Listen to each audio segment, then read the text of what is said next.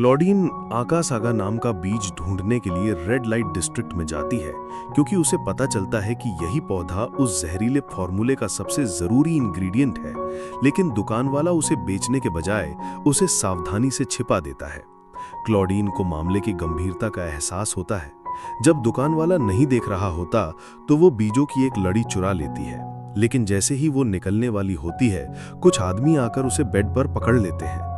किस्मत से दयालु फादर ईटीएम वहां आ जाते हैं और उन आदमियों को भगा देते हैं। उनके प्रोटेक्शन में क्लॉडीन उस गंदी जगह से सुरक्षित निकल पाती है। वो चुराए हुए बीजों पर एक्सपेरिमेंट करती है और कंफर्म करती है कि यही महल में हुए मर्डर वाले जहर का मेन इंग्रेडिएंट है। लेकिन इससे पहले कि वो सच का खुलासा कर पाती, काले कपड़ों में एक साया उस पर हमला करके उसे जबरदस्ती चुप करा देता है। जब मार्शल लौटता है, क्लॉडीन कमजोरी से बीजों से बनी माला उसकी आंखों के सामने लाती है। उसके होंठ कांपते हैं, कुछ कहने के लिए बेताब, लेकिन एक आखिरी झटके से उसका शरीर कांप उठता है और उसकी सांसें रुक जाती हैं। अपनी प्रेमिका के बेजान जिस्म को पकड़कर मार्शल की दुनिया बिखर जाती है। वो फिर से अकेला हो गया है। क्लॉडीन के जिस्म को दफनाने के लिए तैयार करते वक्त वो उसके हाथ में बंधे लाल बीजों को देखता है। उसे एहसास होता है कि उसने जरूर कुछ जरूरी ढूंढ लिया था, जिसकी वजह से उसे चुप करा दिया गया।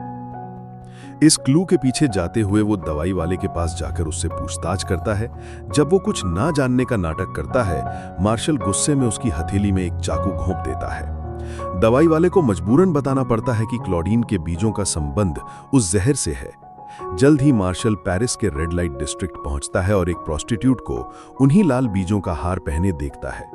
जब वो उसे पकड़कर पूछता है कि ये उसे किसने दिया, फादर ईटीएन उसे बचाने आ जाते हैं। ईटीएन उन बीजों को पहले कभी देखने से मना कर देते हैं और मार्शल को वहां से चले जाने की सलाह देते हैं क्योंकि वो जगह बहुत खतरनाक है। पार्टी में मॉन्टेस्पान इजाबेल के पास जाती है, ये दिखावा करते हुए कि वो उसे राजा का दिल जीतना सिखा रही है।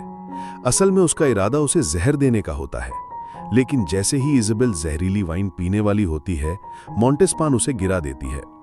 वो अभी भी एक छोटी बच्ची के साथ इतना क्रूर काम नहीं कर पाती।